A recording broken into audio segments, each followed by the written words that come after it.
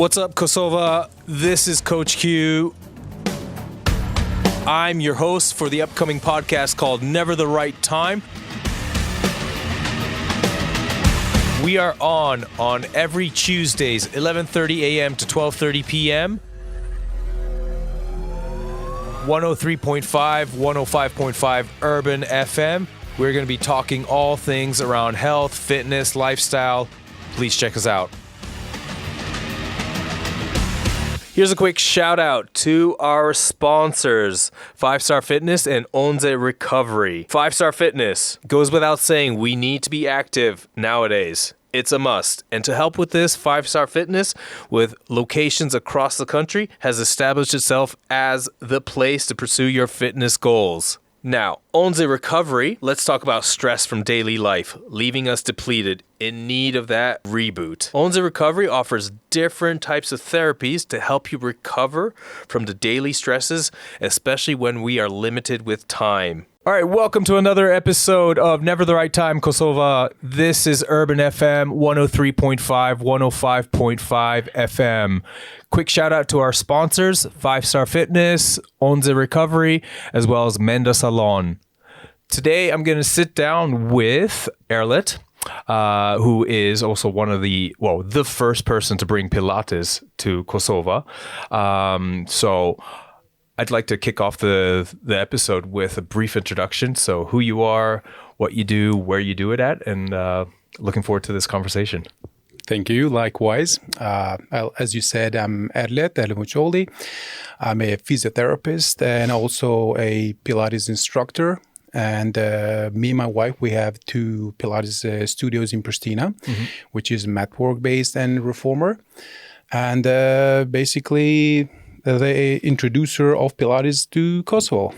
Yeah, so the father of Pilates, I guess father and mother of Pilates to Kosova, right? So, that's incredible. Like with our brief chat that we had previously, like you told me that you basically brought it or introduced it 15, 16 years ago. Correct. And I also got to experience one of the reformer classes last night. So that's something that we'll chat about. But maybe in terms of sort of your journey of like how, and we briefly touched upon this before the episode started, in terms of how you kind of, your exposure to physiotherapy, as well as also be interesting just how, at that time, at least, like the exposure to Pilates, it's now maybe today in Prishtina, and especially, people have heard of it, right? And correct. Maybe certainly your, let's say, clients have experienced it and more people are becoming familiar with it, but certainly there are things, certain stereotypes or maybe stigma that could be maybe similar to what one might think about yoga, for example, right? Yeah.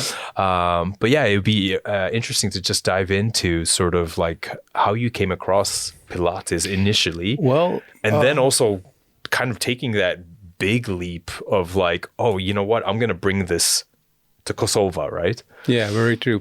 As you mentioned, the journey itself, well, since I was a baby, when I was born, actually, I had the torticollis. For those who are not aware of that, it's like shortening one side of the neck muscles, which makes your head tilt more sideways. So I have more of a limited movement with my head.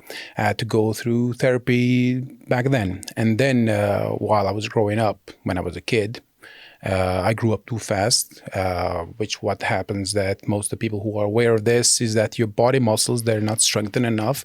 So I had scoliosis. And then again, I had to go through therapy, which introduced me to physiotherapy, which I started actually liking it back at that time. And my parents, they're both physical educators. They're PE teachers. Yes, you did mention this. Yeah, my dad, since I was a little boy, I remember it, he's been either with football or other things. For example, he's a professional scuba diver. He goes diving, and he's taught me in those steps about diving and swimming. My mother, on the other hand, she is also a physical education, and also she did her gymnastics in her time. And also she is the first person who introduced aerobics back in her time. So she had her first studio of aerobics at the time. And so not doing exercise was not an option in your household? No, not an option, actually. It was something that we were introduced at a young age, being my brother and I, and we've been around sports since I remember myself, whether that be skiing during the winter time, which our parents introduced us quite at a young age. Myself being at 5 years old, they introduced me to skiing, and that's why I tried to introduce my son as well at a quite early age, because I see the benefits of using the wellness with sports, and also I've seen the physiotherapy. So if you combine these three, you could see the true benefits, what helps yourself and your body. Now, regarding the Pilates, how it all started, it was like early in the days, I browsed the internet and I saw that other places that have Pilates, and it's really something beneficial. Like myself, being as a physiotherapist, I don't think that was enough for my active spirit, being a sports guy and everything. Okay. So I thought, I really need to combine physiotherapy with something else. And Pilates was excellent about it, because in physiotherapy, we're aware of the body movements and injuries and etc. And also Pilates, it complements it, because you work with your body as well, also put your muscles to a strain to a point where you don't have any injuries, but you also push yourself up to that limit where you can always feel improvements like week after week or month after month. And you start loving it, actually, as I truly did. And I thought, I really have to bring this in Kosovo, because back then it was non-existent, the industry of Pilates in Kosovo. Nobody knew about it. Yeah. And it was a time when all right, there was Facebook, which started, and you could see some stuff, but it was basically the beginning of Facebook. Yeah. And I tried to introduce to people like what Pilates is, and I went to the neighboring countries, which was in Croatia, and got my certification about it, my training, which is a process that I still do, actually. It's not that you go once, you're done with it, and forever for your life. Yeah. It's an educational process. So I wanted to bring that to the people that live here, to see the benefits that we could really achieve from it. And it was quite tough, because in the beginning you had to talk with people about it, but since nobody knew about it, you felt kind of alone. I guess you've been to that point, a certain type in your life where you felt like certain topics about the sports, if you don't have somebody to talk with, you felt like, okay, who am I sharing this story with? Yeah, plenty in terms of like, okay, when you're the trailblazer, right, trying to kind of introduce something, then you try to find common ground, right? But that can be sometimes very difficult, right? True. Especially, today also in most, let's say, commercial gyms in Prishtina, at the very least, like, you don't see a whole lot of variety of different types of approaches, right? Yeah. And so when people don't know what they don't know, it's sort of like, okay, where do you start? How do you kind of like try to bridge that gap, per se? It's really difficult to introduce to people, like, because they're sort of skeptic, like, do I really want to try this? Is this really good for me? So that's where the challenges fall on the person who's introducing that for the first time. Then we started at that time with my wife and I, we carried on with the education, because it's really difficult, having a business and invest in it, because it's quite hard on the finances as well. Yeah. Because we had no other support except ourselves, so we got each other's back about that. My wife, being a great researcher, she's helped me to get in contact with many schools regarding Pilates, and she's found the Merrithew, which is a great school, and I still carry on with it. She was while she was living abroad in the United States and also Netherlands, she was studying at that time there in both places, and she saw the benefit of the Pilates industry. She said, Erlet, like, you really have to bring this to Kosovo, because this is a huge deal over here. And I've tried it myself, and it's an excellent thing. So I said, you know what, it's not only for myself, but I really need to bring this and introduce to people here, because it's not the thing that it's not a trend, for example, for a year or so, then it backs off or something. It still carries on. Like, even myself, I've been carrying on with it for the last 16 years. And in the beginning, it was a trend. Like, everybody, when they went to Pilates, it was a trend. Like, oh, I'm going to Pilates. It's something new and it's really awesome. And still keeping on to that name, actually, because it's really trendy for all these years. And that was the moment when I asked my mother in her studio whether I can start with the first group of Pilates. And she said, you know, you can try it. She was the first one to believe in this in me. She said, you can carry on. And the funny part is, I started with males, actually. There were two guys who started with Pilates first because they wanted to see the benefits. Yeah. And it was good. And then after some time, then there was another group which was introduced, and males and females were all connected, binded together in the same group. Okay. So which was really awesome at that time. People think of Pilates actually that, you know, it's mostly dominated by women. It's only for women, you know.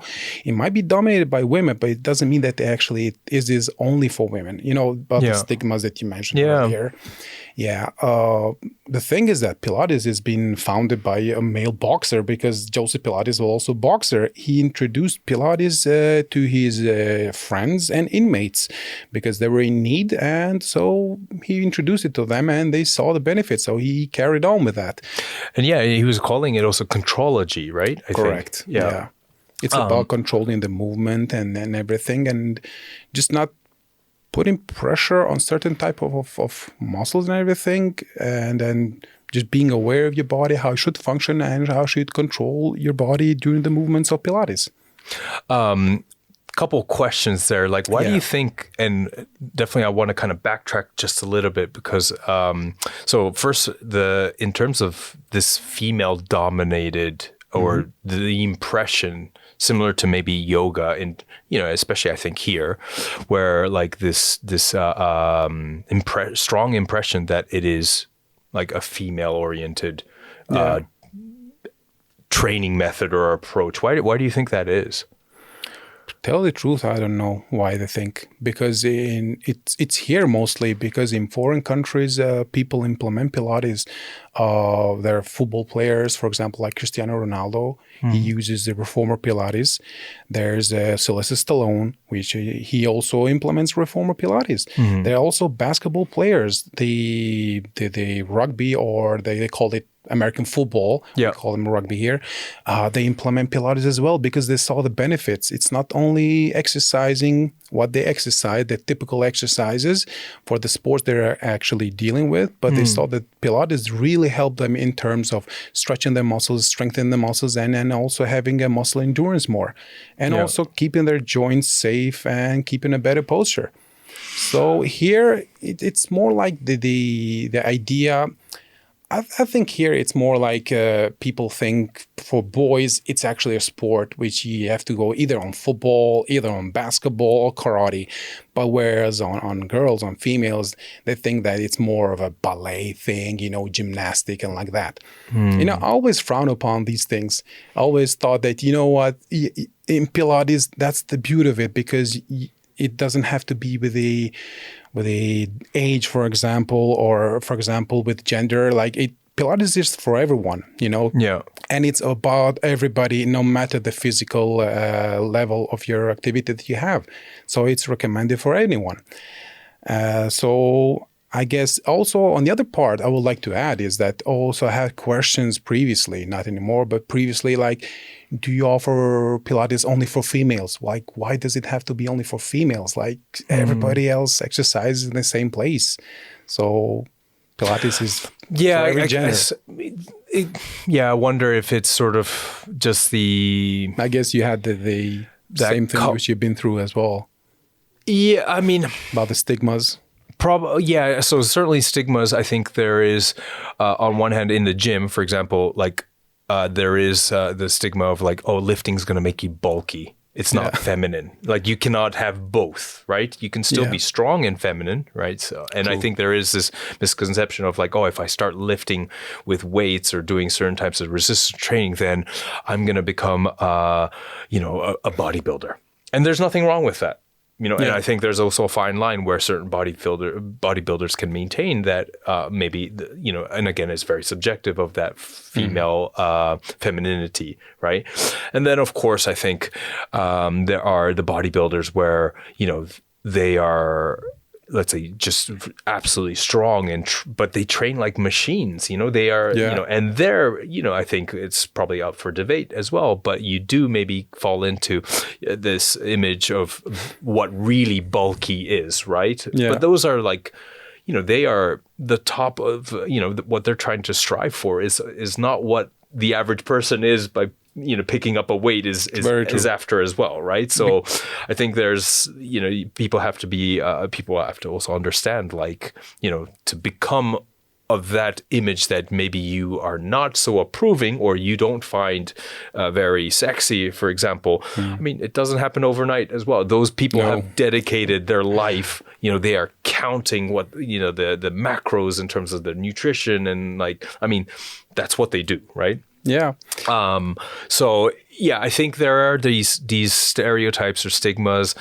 I think also, I mean, it comes down to also one's comfort level, right? In whether they are comfortable maybe working out with the other sex, right? So I can understand maybe, but I think, where, considering my background with CrossFit, I think they do a great job where both sexes are trained. There isn't just a male CrossFit class or a female CrossFit class, for example. It's just, it doesn't matter, right? Yeah. That's how it should be, actually. Yeah. I don't know. Maybe it's, it comes down to also that person's, that certainly, their comfort level of like with their own body image, maybe. Because I was let me put it in a funny way, or they think that their partner might do better than them. Yeah, I mean, well, like coming to Pilates, like we had cases. Like a client who's a female, she'd been exercising for a couple of months or maybe years, and she wanted to bring her husband and see, because he'd been running for quite some time. He did a bit more stretch and a bit more endurance for a specific group of muscles. Yeah. So he was skeptic at the beginning. He said, "No, I'm not going to try it out." That's what she told me. So after a couple of persuasions, so maybe after a month or two, he said, "You know what? I'm going to try a class and just prove it to you that this is easy for me and like I can deal with it quite easily." But once he tried the class, he found it quite challenging for himself because certain group of muscles were not there. He was really good at some point, but other muscles, they were just neglected. And he was turning around and looking at his partner like, how the heck is she doing with that? How's she dealing with it? Why is she so much better at this than I am? But the thing is with Pilates, you don't train specific group of muscles, just like, for example, legs day or arms day. It's like, it doesn't matter because you'll be engaging in total body during the whole class. So you won't be neglecting anything. Yeah. So that's the beauty of it. I think that's where it's also how you define strength, for example. Strength can come many sizes, shapes, forms, right? Yeah. And there is maybe, in terms of, well, sort of this stereotype of here where strength is, there's a good part of the population which thinks like, oh, the bigger the biceps, the stronger. Yeah. Kind of, this stereotype, right? Yeah. And I think it all comes down to context as well, right? So yes, to do a bicep curl, yes, fine. That is also one way of demonstrating strength. But then in terms of where I think this kind of like this humility where, when someone actually tries, because also maybe the movements are not the most forceful or somehow this masculine kind of, which again, that's up for debate, right? In terms of like, this bench press or like pushing some heavy weight compared to, again, certain, the different ways that you would engage the core on the reformer machine, for example, right? Like it might not be, wow, something that you would think like, oh, the action hero does kind of thing, right? Like, so I think there's also this, how that person perceives of strength, and how. So, but then what we're really looking is also the muscles that you might not necessarily see in first view. Big chest, big shoulders, these kind of things are apparent. But then it's more of a superficial muscles, like the people are not targeting their inner muscles, which help them with the endurance. So the thing is that during the class, I'm talking about Pilates, for example, you might have such little breaks that you might tell the instructor at that time, like, we haven't rested. But that's the thing with Pilates, like, you might have 2-3 breaks during the 50 or 55 minutes of class, but those breaks are like seconds, like 10 seconds, 15, max 20. Yeah. And that's about it. Like, you might have 3 breaks, let's say up to 20 seconds each. And that's the whole break you get during the 50 or 55 minutes class. So that's the beauty of keeping the muscle always into move, always engaging the muscle and not letting it rest. So that's where the endurance come from, actually, more. And I think often what you find with a lot of people that are sort of following maybe a pseudo bodybuilding type approach, and there's nothing wrong with that. I incorporate these principles into my own practice as well. But often it's sort of, driven by mass, and there is a neglect of maybe training also, let's say, the smaller, smarter muscle groups versus, just the ones that are more apparent in physical appearance, right? Yeah. And I think that's something that Pilates definitely touches upon a little bit more. As I mentioned earlier, it does, because it engages the entire body. Now, for example, let me go back a bit. I mentioned that we started with opening the studio, with trying the classes. So the classes started at that time.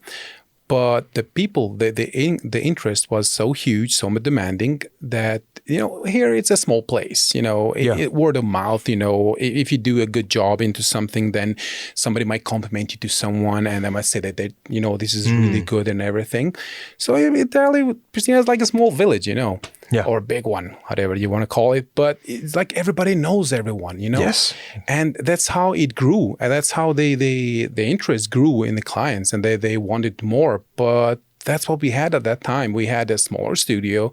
We could not have space for everyone. And the idea arose to have a bigger place. So it happened during the pandemic. A lot of places closed down and everything. So that's where my wife and I, we had the idea, we need to step up the game. And that's where we had our success most, because we wanted to provide more space and have more clients, because we were having requests to join the class. We could not fit them anywhere. We had no space available. So during the pandemic, we opened up a studio, which went against the current. You're like, all right, we're going to double down on this. Yeah. And we thought it's really necessary. And we had a lot of questions from people who were telling us, like, it's not a smart move to do during the pandemic and everything. Sure. But we thought, the pandemic has taught everyone how important is wellness and physical activity and sports and everything. So we thought, now it's time to do this, and also provide the service to more variety of people, not just a limited group of people that we could previously. So we opened up the first studio, and which we are both co-owners, and then we opened up the second one after 2 years, which is the former one. And well, I can say that during that time, the number of clients that we have is 4 times more compared to the previous years that we had. And we also, during all this time, since we started with the classes with the Pilates, with the clients and everything, we formed our own program, which is really, really beneficial and helpful, because we thought we need to implement physio with Pilates. On that time when I started with the Pilates, there was also my brother, who was also introduced to Pilates by myself, and then he carried on his own journey. He had more high intensity training with Pilates, so he has his own thing going on. Okay. But I stuck my own thing, which is more of a physical therapy with Pilates. And that's how we actually grew more and more. So we're always trying to keep the clients happy, because we're trying to see to their needs, whatever they have.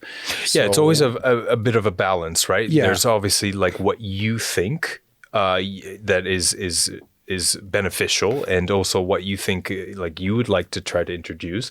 True. But of course, like, I would imagine, because people are paying their good hard-earned money to come to. Very true. So, it's also their time and you want to make it as, I mean, it's the whole experience, right? Like, yes, there's progress in different aspects, and then also, they're getting fitter, stronger, but also like they're actually having a good time, right? Yeah, but like, there's also, we want the feedback from them as well to see how they feel. Yeah. There are cases when they tell us about the feedback themselves. Like, we don't have to ask them. They tell us straight away, even before the class or even after the class. They tell us the improvements they've seen themselves, not just the physical, but also the mental part as well.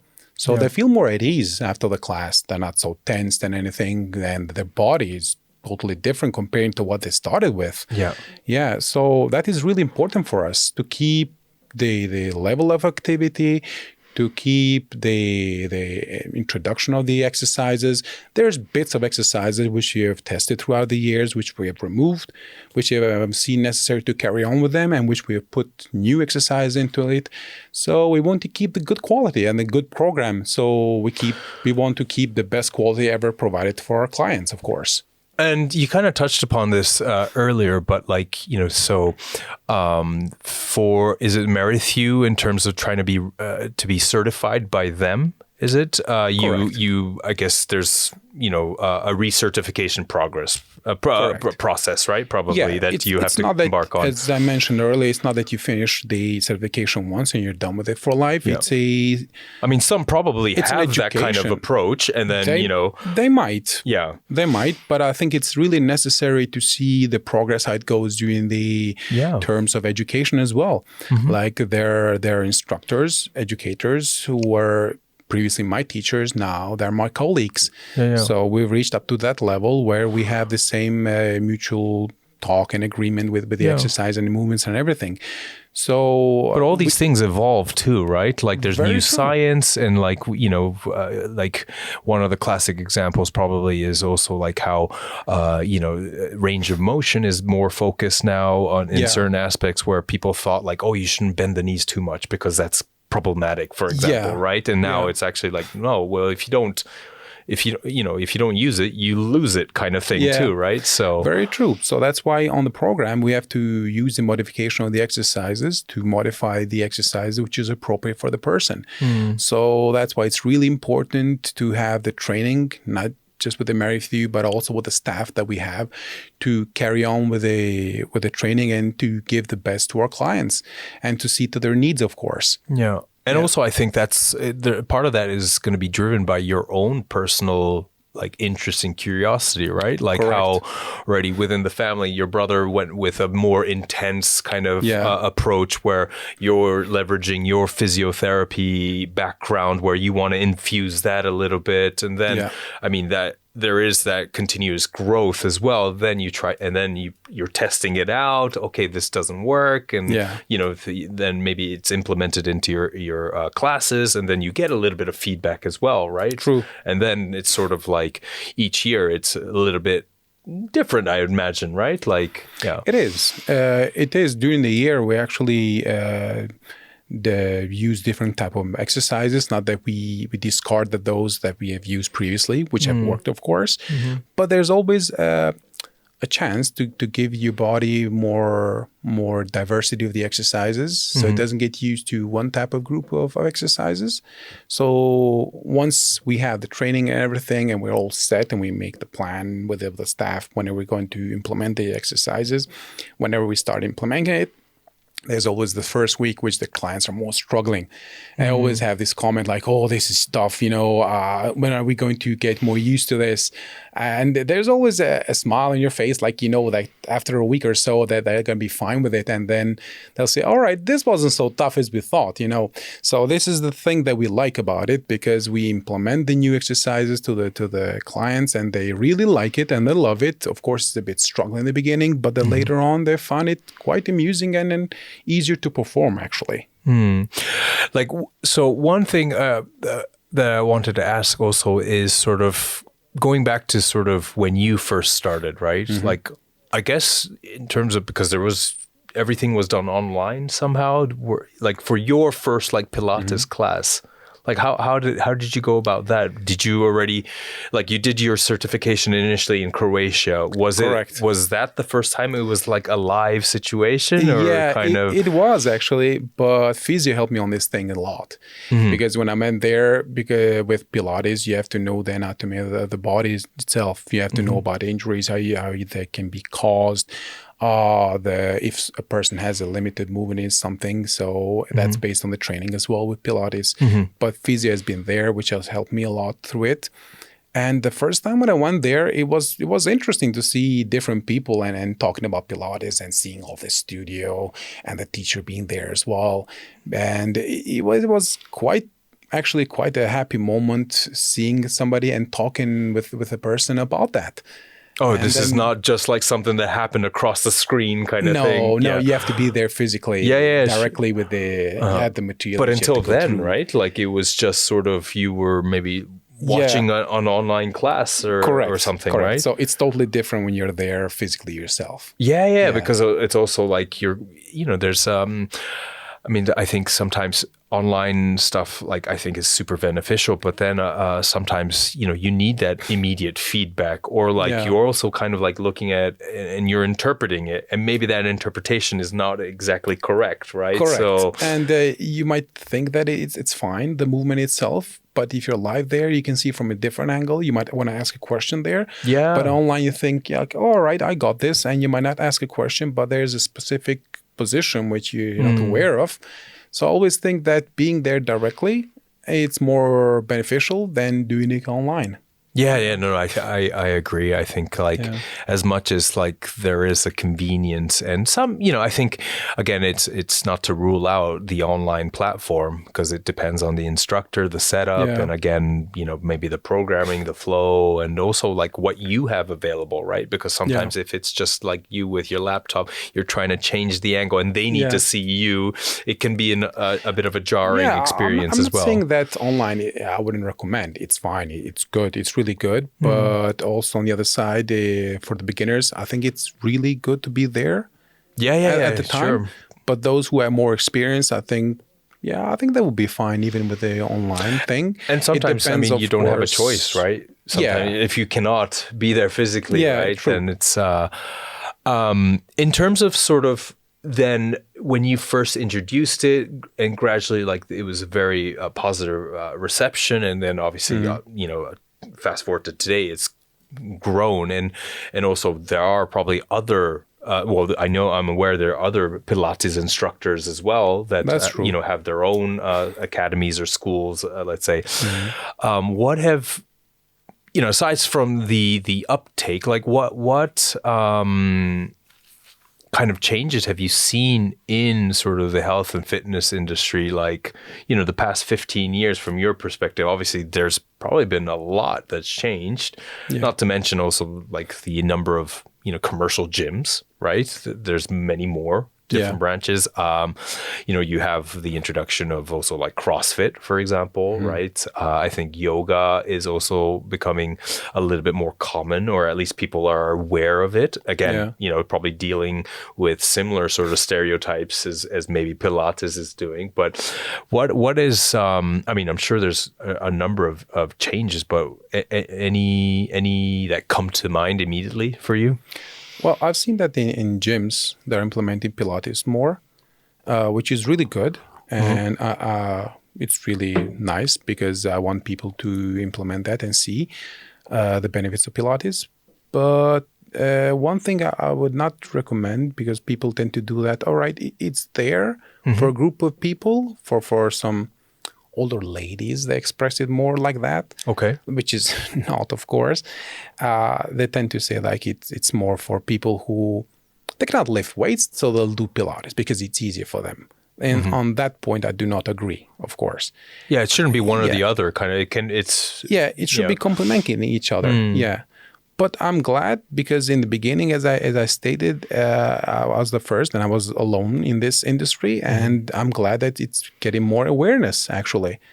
And I'm liking it that people are trying to implement it more, even that, whether that be in the fitness or by somebody exercising at home alone, just by doing that online with somebody else, or Yeah. So I like that. Yeah. Okay. During the pandemic, there was the need to do it online, which still carries on, of course. Yeah. So there are clients which are not available to be there physically in the studio. So they either live other cities or they live abroad. Yeah. And they carry on with online Pilates, which we provide.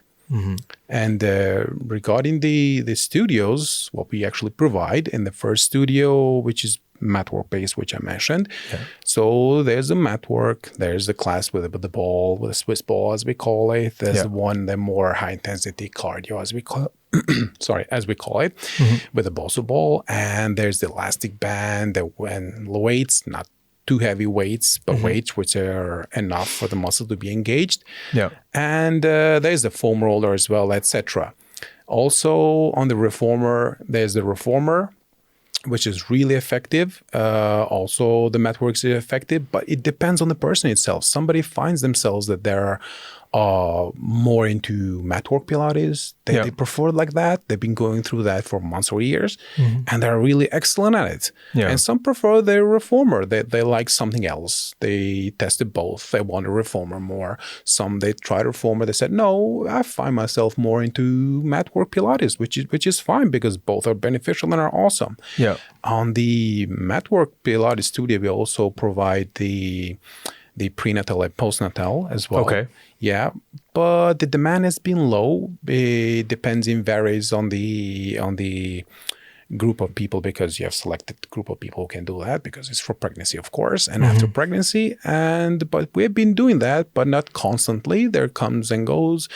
Couple of months which we have clients for that, which forms a small group, of course, 4 to 5 people, maybe 6 max, because it requires more awareness. And then sometimes we have a bit of a pause and then comes like that.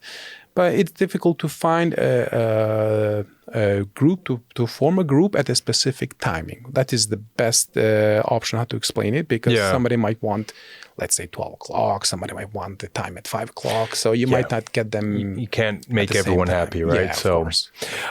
there are a number of, so you mentioned mat work and reformer. Those are the two types, but there are a number of other types of Pilates as well, right?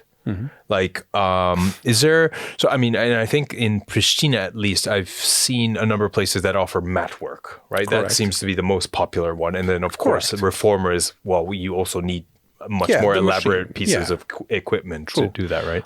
Mat work is really awesome. The thing is, because you might do mat work anywhere, like right here in the office, you might do mat work, you just put on a mat. It's fairly minimal equipment, right? Yeah, like you're away on a vacation, you just bring a mat with you. Even if you don't have a mat, so what? Like you're there on the sand, you can do on the sand. You're fine. Yeah. And so mat work is really approachable, and it's really easy to do the exercises wherever you are, being that in the office, at home, being in the Pilates studio, or on a vacation. Whereas reformer has to be specifically in the studio where the machines are, because you can just put them on your back and carry them with you. Not sure, it's quite yeah. And the best part is that about mat work, that we're offering that for the community. We do that for many years now. During the summertime, we try to keep at least once for the community to have the benefits, and it's free of charge, of course, as we always did. Okay. To see the benefits of the Pilates, so they can try it out. Last year, we had in contact with the municipality of Prishtina. We had a permission to hold it in Gurmia Park, a small basketball court. Okay. And there were more people than I thought there would be. They barely fit in the court. So there were more than 100 people in the court. Yeah, which was amazing. Yeah, a lot of new people, which I haven't never seen before. A lot of people who are into sports and stuff like that. You could see also family members, the whole family coming together, like the parents with the kids. There are also people who brought their dogs with themselves. Yeah, it was actually funny, and it was good because once they're doing the stretch, and then how the animals are, how they want to join in as well, They were right? joining as well, do a couple of stretches, like the downward dog, as they call it, and stuff like that. So it is quite fun, actually. And the mat work, you can do it anywhere, wherever you want, which is good. Like in terms of sort of now with also your the role as a physiotherapist now, probably in the last 15 years, have you seen sort of, well, I mean, maybe this is a kind of a loaded question in the sense that probably you get a lot of clients. And so has there been any change in terms of probably lifestyle habits overall for people, like where you notice like maybe in the last 15 years, like less people are moving less and therefore these kind of issues are coming up? Like, for example, I'm sure you get your healthy amount of people that are maybe, complaining of lower back issues or, tight shoulders from office work or leading a very sedentary kind of lifestyle. Have you seen kind of that, and then also probably the physical education is also maybe something that has probably changed over the last 15 years in terms of like what is being taught, right? Like, so with all those kind of different elements, like what have you seen any kind of trends that are kind of like you're noticing like, okay, this is becoming a bit more apparent and obvious? And regarding the trend, like even before it was trendy, but not so much as now. Now it's much more trendy to exercise Pilates and to implement it into daily life. For example, we have clients, as you mentioned, with back pain, with bad posture, like strain on their neck and everything. So once they've started with Pilates and carried on with it, they've seen the benefits of it, and they have had comments like, Erlet, I feel myself standing more tall now. I'm not having any trouble sleeping or when I wake up in the morning. My body's like fully more aware and I'm feeling more powerful, more strengthened. And that I feel much happier actually. Yeah. But do you feel that, do you in terms of like where that stems from, would you like have because you obviously have your group sessions, your private clients and whatnot, but like to kind of like understanding that context of like, do you feel that people are kind of maybe moving less to begin with compared to maybe 15 years ago or so? Or are they also maybe like leading sort of a different lifestyle? Or I think people are putting more effort into physical activities, actually. Okay. Yeah. It might be maybe before COVID, people were not so much into sports as they are now. But I think now people are more aware. They're actually putting themselves out there. You can see more people just going to the Gurmia Park, walking more, running more, doing other kinds of physical activities. So I think they're even more aware compared to the previous years. Okay, so and do you think a major improvement? I think. And do you think like the pandemic was kind of a big kickstart or aha moment for a lot of people, where it's like, oh no, I do need to take care of myself, even very true. With sort of modern medicine and other solutions. There are still questions that arise that people. How long or how fast will I achieve this goal or that goal? Well, it depends. Oh yes, this is what we talked briefly before our chat in terms of like this, just wanting a quick fix, right? Yeah, very true. Like quick wellness or quick fix. Like I want to correct this posture really fast, or I came here to exercise within a month or two. I want this, and that goal. That's fine. I mean, that's good coming from a person who has been exercising before, but they know what they do actually, what they're doing. But coming from a person who have neglected themselves, their body, they've neglected for years and years, like you cannot see improvement in such short time. Yeah. With Pilates, is like you have to exercise, carry on exercising. Even after some time, if you decide to stop for a couple of period of time, if you go back at it, like you might find like the first week or the second week, you might struggle a bit, but then it's the muscle memory itself, like you'll get back on track right away. So that's the beauty of exercises, no matter whether that be other physical activity or just Pilates. Like if your body is really used to the exercises, even if you take a short break, a month or two or 6, whatever, it gets back to it and it starts memorizing, oh, I remember this thing, I've done this before. But coming to that term where a person has been neglecting themselves for years and years and not eating proper food, neglecting themselves everywhere, and they're expecting so much result in such short period of time. It's quite difficult. Like, you know it yourself. Like, you have these questions also arise to you as well. It is interesting where, in terms of the concept, the idea of time for some of these people, right? Where they are very well aware that where they are at that moment when they come to you with sort of a problem that they want a solution to, it also didn't happen overnight.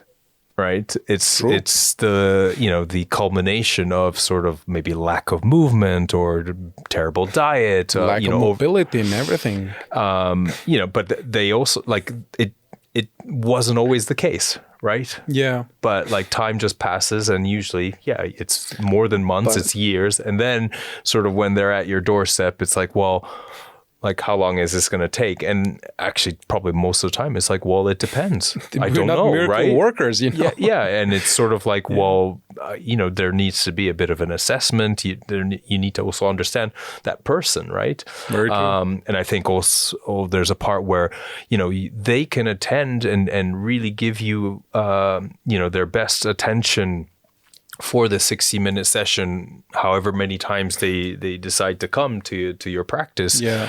But also, outside of that, if nothing is going on, right? If, in an extreme case, if like, okay, that 23 other hours is like, just lying on the couch, kind of, then it's also, there's only so much. Very true. Right. I had a case, a male who came, he had the kyphosis. So actually struggling more forward because of the desk job that he had. But he was so determined and keen to exercise and see the improvements himself. Like for quite short time, I would say for the first 2 weeks, he was really struggling. You could see that the person is really struggling and really trying his best to gain the all the movements, all the range of motion, but you could see that he was struggling in regarding of the muscle endurance and the stretch as well. But he wouldn't give up. He just carried on with it. So that's the point of persistence, being persistent about something and believing it's something that you're going to achieve, which is really good. So the person just pushed himself. So after the first month, you could greatly see the improvement, not just myself as an instructor, because as an instructor, you get to see the details, tiny bits here and there, and you can tell immediately. But other clients, they saw the difference on that person and they said, my God, you've changed so much. I remember at the beginning, you could barely lift your foot. Now you're so advanced. And by the end of the second month, you could see that the person, you could push him more and more. He would go with the advanced version of exercises and was fine about it. And once he was out of the class, he said, I need really to go out and run now after the class. And previously, but he was dragging himself out of the class. Right. But then he was like, I feel awesome. I really need to put myself out there and do something more. Because that's the point, the exercises, no matter what you exercise, you really need to feel afterwards more energetic, like more in touch with yourself, and you really need to focus on getting the goal which you're seeking for. Yeah, no, absolutely. I think people are somewhat mystified, especially, when they are not used to kind of exercising or training or doing whatever, right? Where there is this idea that you need to work to create more. You need to put in energy to create more energy, right? True. Like, whereas I think there's quite often the reluctance of like, but I don't want, I'm already tired, right? Like, and I don't want to like put in this effort, right? But you kind of have to. I mean, you have to start somewhere, right? Of course. And then gradually like progress. And it's not like, everyone needs to do this crazy circuit training or whatever, like little by little. And I think going to the point of, these quick fixes, like the power of these small incremental steps, right? Yeah. So with this probably case, every day you just make it tick. Like, I've done this, all right, this is ticked off the page. Like, I've done this. And the next class, all right, I've done this more than the previous class. So it means that there's improvement. That's how you actually go forward. And also, it's also the goal of the instructor as well. Like, we have to have a goal also ourselves. Like we want the best for our clients. So we have to maintain and keep the best quality and provide it for our clients. So the people, they can sense it. They can sense it if you do a job, just a job. And they can sense it if you really put an effort, like coming from the heart, and trying to help that person, And that's the beauty of it, of the exercise, which I really love. And I always love Pilates because I want to get so close with the person to see the benefits that the person is getting and to make the person happy at the end of the class. So the person feels awesome and has reached the goal slowly, bit by bit, even that means. So the person feels great after the class and everything. So I would like to point it out to younger generations as well. Like, everybody struggles in the beginning. Like we have struggled in the beginning when we started with this industry in Kosovo. There were some places where people were telling us, okay, this is difficult for you. You might not go forward from this point, especially during the pandemic, because we had no support whatsoever coming to the opening the new studio and everything, and regarding the finances and everything. But we managed that because if you really push yourself to it, and if you really go for it, and if you really put your effort on the client and they see that they really want to see the changes in the clients and they see the benefits, and then that's how I get inspired. Actually, when I see a client that the client is happy, and I get inspired by the client who is really good at doing their exercises, and that's what pushes me on to go even more forward. Yeah, there's something very, very gratifying where you are making a difference, right? Yeah, in that person, right? Yeah. I mean, sometimes it's also otherwise the job would be boring, if you don't see these things. Like from my point of view, it would be really boring. But every time I go to a class, I'm like smiling each time I go to a class. Makes no difference whether it's a stretch class, it's a strengthen class, or it's a cardio class. Well, I think a lot of times trainers, and this isn't just unique to Kosova, all over the world, like you can, that the relationship between the client and the instructor or the trainer, of course, that's something that takes time as well, right, to develop. But I think you can see immediately where, also the clients, they are not naive or they're not dumb. They can sense it too, right? Yeah. Like, and when there's certainly like a level of energy, then they are also kind of, again, they take their valuable money and pay instructors and trainers, but they're also there taking time out of their day because, everyone, it's all relative, but they all are leading very busy lives, right? Yeah. But I think going back to sort of those moments of joy, or like kind of what fuels, the drive to keep showing up, because there are also many days where, being human as well, and like how, you exert yourself, right? Like, and because not every case is always a success story too, right? There are cases where people are struggling with different problems, and it just takes that much more time and effort, and also different. There's no, like, sometimes a one size fits all approach, right? Very Everyone's true. body is different, so I totally agree on that. Yeah, and it's sort of it's quite. Nerve-wracking when you're really trying to find a solution for that person because they are struggling and you want them to, right?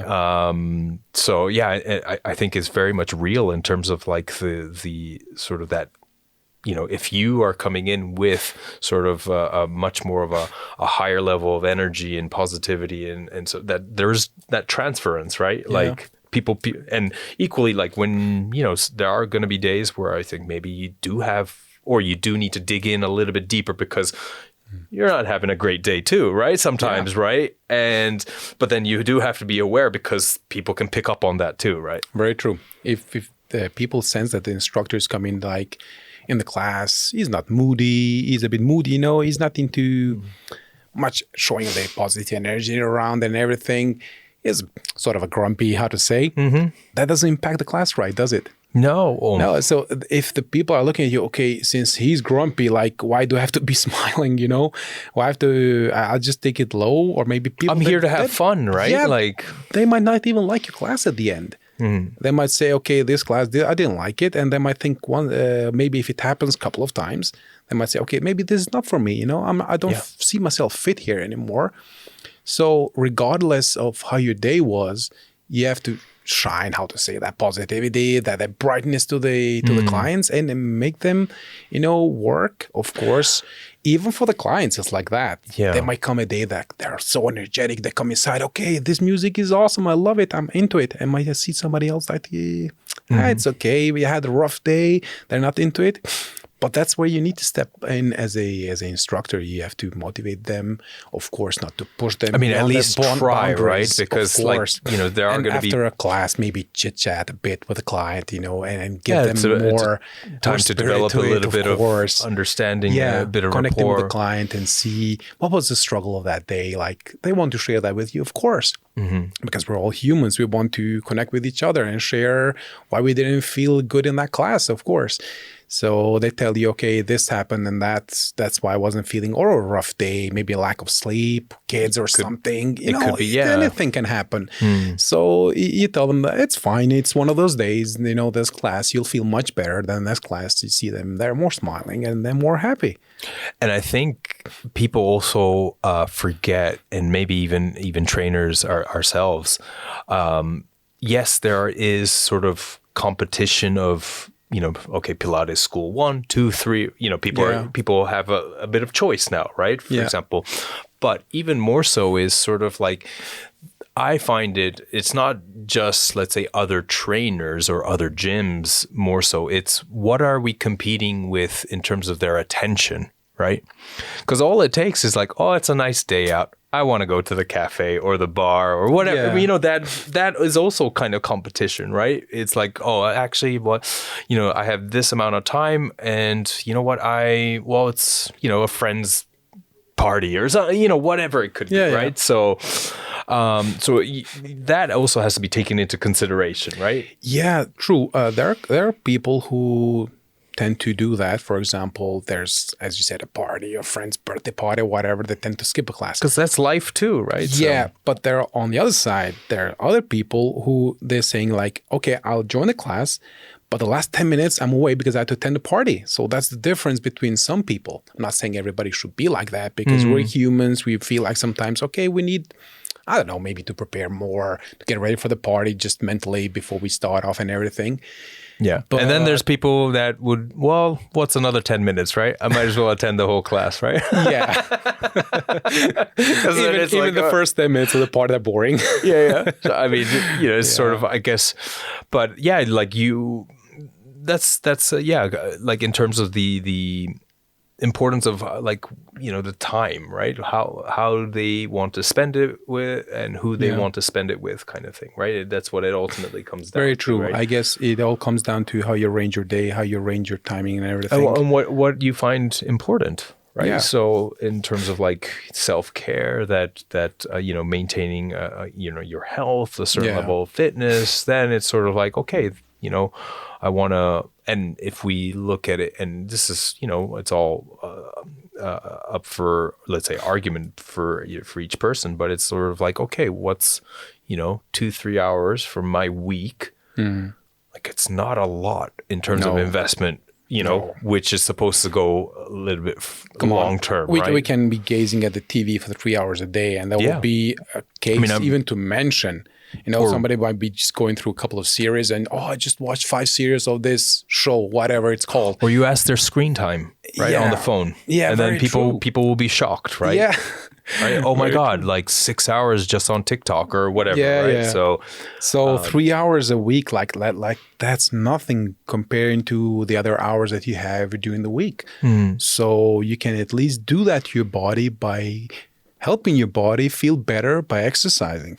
Because usually we recommend a day off. For example, there's a class on Monday, we recommend a day off on Tuesday and so forth. On Wednesday, another exercise, Thursday day off, and a Friday, and then weekend off or whatever.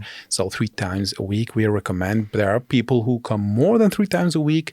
We do not recommend to people who started recently because the body has to adjust, of course. Sure.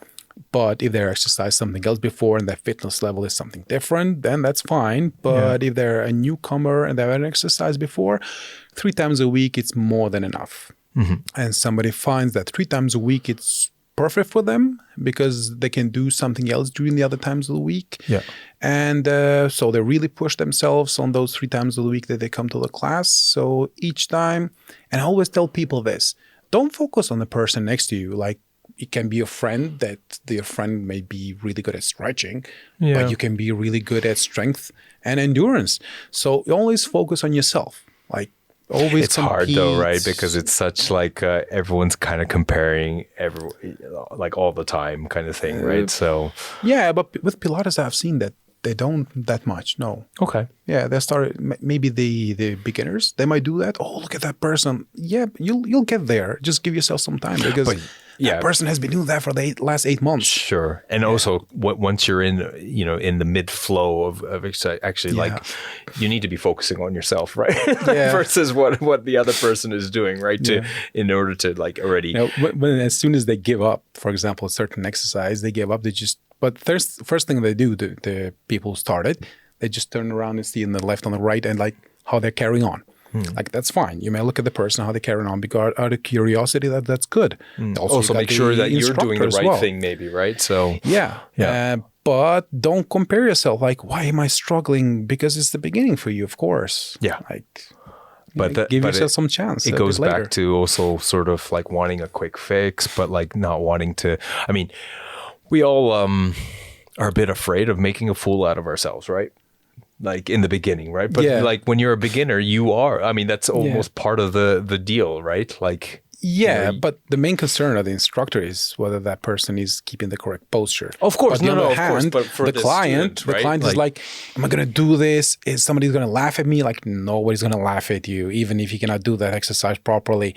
There might be a laugh amongst friends, not in a funny way because the person they cannot do it, their friend, but in a good way. For example, if somebody goes for, let's say, a plank, all right, and we set a goal for a minute, and somebody stops at the first 20 seconds, and they just don't stop, they just let their body fall down, they go with and then the class starts laughing about it. It's in a funny way, in a good way, Yes. Yeah.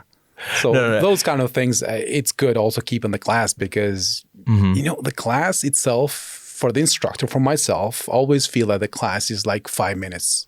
That's how the time flies for me. Yeah, absolutely. It's just in some instances, sometimes people do have this resistance where, like, again, the fear of embarrassment kind of thing, right? Like, but then I think in most cases, like, it's quickly overcome. Like, and that's probably really up to the instructor to, like, it's not like, you're pointing at that person or anything like that. It's like, no, hey, listen, like, we all start somewhere, right? No, you tend to give the thumbs up to the person, like tell them that they did a good job, even though they couldn't carry on, let's say, for that a minute blank, but they still did a good job because they held the correct posture, which is really good. Even though you didn't carry on more than 20 seconds, so what? You'll improve next time. You'll go 25 or maybe 30 seconds. Yes. Or you might even surprise yourself. You might go for a minute. So once you give the approval to the person, you're saying like, okay, that was a good thing, what you did. It was really good. Take a break. And you can see on their face that they feel proud of themselves as well. Sure. And also in the instance where if it's like, if they've never tried, if we use the plank example for a minute, then now we know. Right? Like, we don't know, like, you didn't know, like, whether you could do it or not kind of thing, right? So I would like to mention this, like, regarding that I didn't know. A couple of years ago, we had this session in Gurmia, and there were a couple of people who were coming from the studio, and they said, Erlet, are we going to do Pilates in plank? Are we going to do in Gurmia? I said, yeah, of course. Okay, so how much, a minute or two? I said, well, let's go for 5. I said, come on, 5, really? Because in studio, we usually do a minute, or who wants, they can carry on for 2 to challenge themselves. I said, yeah, let's try it out as a joke. And once we reached there, when was the Pilates session, they said, okay, we want to go for 5 minutes. I said, are you sure? They said, yeah, of course we are. And the entire class, because they saw other people who were there and other sports people who were there as well present. They pushed themselves to that point where everybody else stopped after 2 minutes or 3, but the class that was in my studio, they kept on for 5 minutes. Everybody that said, you know what, this is really good. I never thought that I could carry on for 5 minutes plank. And I guess it's because they want to show others that like we're tough in this. Yeah, and sure. we can make it, So yeah, that was good. Also, I told them, you see, so you don't complain when you go for 1 minute or 2 in the studio because you can go for 5. You're way stronger than you think that you are. Yeah, no, that's a great example in terms of also, I mean, a little bit of ego can't hurt, like you need to also kind of push yourself a little bit, right? True. And again, that's sort of the beauty of like individual training versus also group training, sort of like you're trying to find sort of the sweet spot for, and in this case, group training, like, you can't just cater to one person, right? So that's pretty funny where people surprising themselves and kind of giving themselves there's more credit due than I also had the comments like, Erlet, how many classes do you have today? Previously I had, when I was on my own, I used to keep up to 10 classes a day, maybe 12, it depends.